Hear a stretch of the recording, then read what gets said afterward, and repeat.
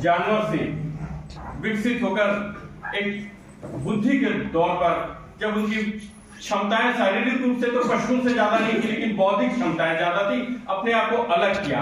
कहीं ना कहीं हम भी उसी प्राणी जगत से निकले हुए एक प्राणी थे और हमने एक अलग पहचान बनाई इंसान के रूप में। लेकिन आज फिर से आवश्यकता पड़ गई, जब जिस तरह से आदि मानव अपने अधिकारों के लिए, शायद अधिकार शब्द उनके लिए नहीं होगा, लेकिन आज फिर से हमको उन चीजों के लिए, जैसा धर्मेंद्र सर ने बहुत अच्छी तरह से बताया कि आज फिर से अधिकारों की बात हो चली। और अभी तो अधिकार के दौर में जब उपस्थिति का पत्र घूम रहा है, तो सबसे प्रथम अधिकार है कि हम उसमें उपस्थिति दर्ज करें। और सुनने की भी इच्छा नहीं होगी, क्योंकि मानव अधिकार हमारा नारा है और 1 बजे हमको खाना खाना है और 2 वक्त और बचे, तो मैं ज्यादा नहीं बोलूंगा, पर चूंकि बुला दिए हैं तो कहना पड़ेगा कि अधिकार की बात होती है जीवन की। अब जब बात कर रहे थे कि जब थाने में हमारे अधिकारों का हनन होता है, वास्तव में बेगुनाह जब गुनाहगार साबित होते हैं और सजा काटते हैं, उस समय अधिकार की बात होती है। जब लेकिन साथ में उन्होंने कहा कि कर्तव्य की बात, रविंद्र सर ने भी कहा, अधिकार और कर्तव्य वास्तव में एक सिक्के के 2 पहलू हैं। जब हम अधिकारों का प्रयोग करते हैं और दूसरे के अधिकारों का हनन ना हो, ये भी हमारा कर्तव्य होता है। और देखिए कि सभ्यताएं बढ़ी, अब मैं बहुत ज्यादा नहीं जाऊंगा, समय भी कम है, पर जब प्रथम विश्व युद्ध हुआ तो राष्ट्रसंघ की स्थापना हुई, वही विश्व शांति और सहअस्तित्व के लिए। दूसरी बार फिर से युद्ध हो गया। निश्चित रूप से प्रथम विश्व युद्ध जब हुआ तो उसी का बदला प्रथम विश्व युद्ध में ही, या जो संधियां हुई थी उसी में द्वितीय विश्व युद्ध के बीज निहित थे, कहते हैं। फिर से युद्ध हो गया और फिर बम भी गिर गया। हम देख रहे द्वितीय विश्व युद्ध फिर से जब हो रहा है, तो फिर से राष्ट्रसंघ का एक नया वर्जन आ गया, संयुक्त राष्ट्रसंघ। और संयुक्त राष्ट्र में जब स्थापना, जैसा बताया 1945 से, तब से अधिकारों की बात चल रही थी। 1948 में जाकर उसे एक अमलीजामा पहनाया गया और 1950 में विधिवत उसको मानव अधिकारों की बात हुई। पर देखिए क्या आज फिर से हम जब अधिकार पर जब ज्यादा जोर देते हैं तो बहुत छोटे छोटे अधिकारों की बात हो रही है। जैसे हम अपने अधिकारों की आवश्यकताओं की बात करते हैं तो पशुओं से और हमारी आवश्यकताएं लगभग इक्वल हो जाती है, बराबर हो जाती है। जैसे हमें नींद आएगी तो हमें सोना जरूरी है, भूख लगेगी तो, ज्यादा भूख की बात नहीं करूंगा, नहीं तो 1 बजे याद आएगा और हमारे साथी फिर बोलेंगे कि, पर जैसे निंद्रा है, भूख, ऐसी जो मूलभूत चीजें हैं, इन पे जब खनन होता है तो वो अधिकार की बात आती है। और बड़े बड़े बातें तो और हैं, लेकिन जब हम इन चीजों को मना रहे हैं तो शायद एक सर्कुलर आया होगा कि इनको मनाना है और दे दिया गया, तो हम भी ब्लैक बोर्ड में बढ़िया से लिख दिए, 4 वक्त आगे और बोल के चले जाएंगे मानव अधिकार दिवस। लेकिन क्या ये दिवस को मनाने की औपचारिकता तक ही हम रह जाएंगे? नहीं, हर दिन हर पल हम उन चीजों को याद रखें। और शिक्षक की बात मैं कहा था, इसलिए कह रहा था क्योंकि शिक्षक जो होता है, हम खुद अधिकारों का प्रयोग करें। हमारे अधिकारों का हनन होता है, वहां हम विरोध करें। कई बार हम विरोध से डर जाते हैं, क्योंकि लगता है कि हम विरोध करेंगे तो हम टारगेट में आ जाएंगे, हमसे बदला लिया जाएगा। पर वैसा कुछ नहीं है। विरोधी इतना बन जाइए कि टारगेट करने वाला भी सोचे कि इसको करके तो उल्टा ज्यादा नुकसान हो जाएगा। और हम तभी दूसरे को जगा सकते हैं, दूसरे को अधिकारों के बारे में बता सकते हैं, जब हम अधिकारों के प्रति सजग होंगे। तो हम वो शिक्षा जगत के लोग हैं, देश के भावी नागरिकों को गढ़ने वाले शिल्पी हैं। जब हम अपने अधिकारों के प्रति जागरूक नहीं होंगे, दूसरे को अधिकार के प्रति जागरूक नहीं कर सकते। क्योंकि कोई बुझा दिया, क्या किसी दूसरे दिए को जला सकता है?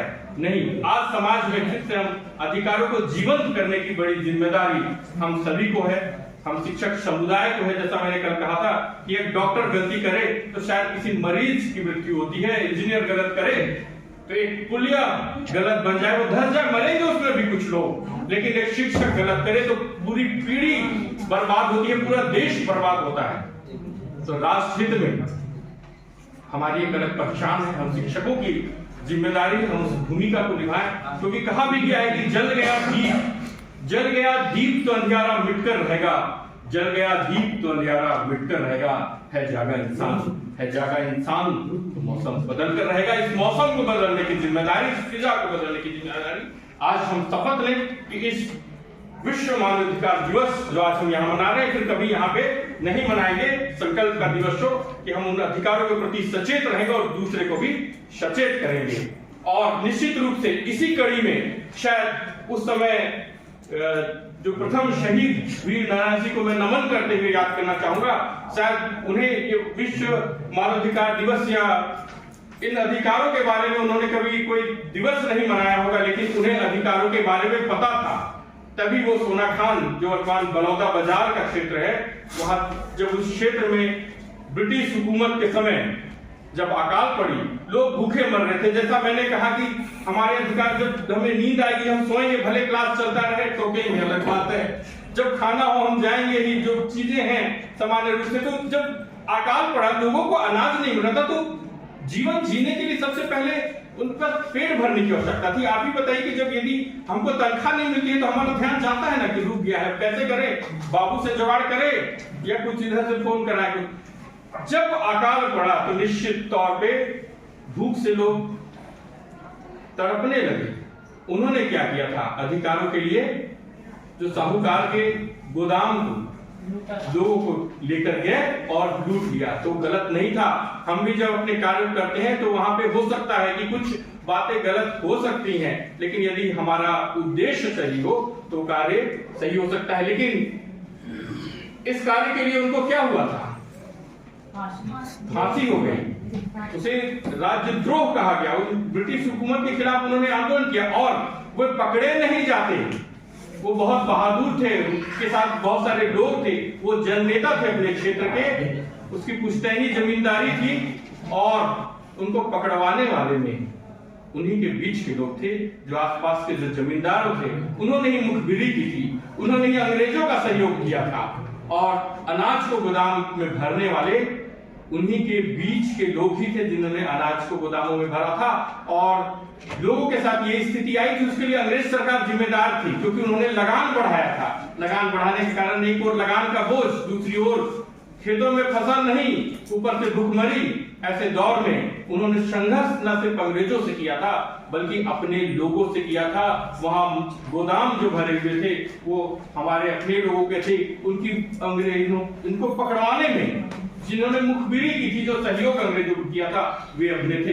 तो हम भी बच्चों को सिखाएं कि आप संघर्ष के क्षेत्र में जब चलेंगे या हम चलेंगे तो हमारे बीच के लोग भी हमारा विरोध करेंगे। लेकिन आज वीर नारायण सिंह की शहादत और मानवाधिकार दिवस को मैं अलग अलग नहीं बल्कि एक साथ जोड़कर देखना चाहूंगा कि उन्होंने भी उस अधिकार के बारे में अपनी जान दे दी।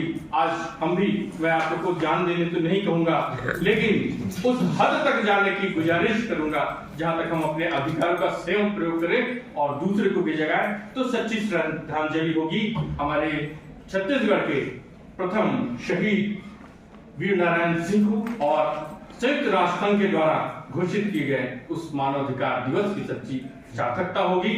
और सार्थकता तो तब होगी जब मैं अपनी वाणी को जल्दी विराम दूं। और इन्हीं के साथ मैं अपनी वाणी को विराम देता हूं। आप सभी को सुनने के लिए बहुत बहुत धन्यवाद।